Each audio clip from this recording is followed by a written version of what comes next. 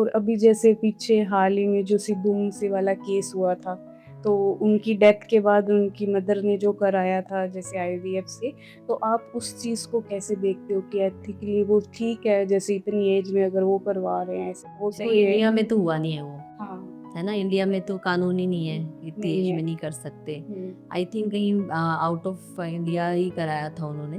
जी। और पर वैसे देखो मेडिकली इतनी एज में मदर के लिए तो बिल्कुल भी सही नहीं है, हुँ, क्योंकि बहुत सारी चीज़ें हैं, हाई बीपी, शुगर, ये चीज़ें जब इतनी एज में होती है, प्रेगनेंसी तो आ जाती है हुँ, प्रेगनेंसी में। तो कानूनन देखें और मेडिकली देखें तो जस्टिफाइड नहीं है, नहीं होना चाहिए।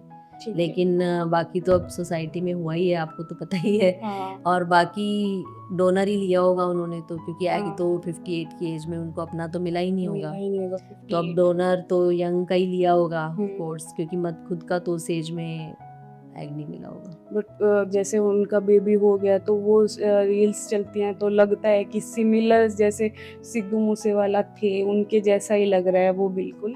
तो ये इसमें आप क्या बताओगे जैसे जो ऑडियंस देख रही है, तो वही बात जैसे करीना कपूर वाली मैंने आपको बताई कि हाँ, तो उनके मैं वही बताना चाह रही हुँ, हूँ ना, अभी स्पर्म हस्बैंड का मिल गया होगा, हुँ, ठीक है। हाफ तो वो हो ही सकता है ना। ओके, ठीक है।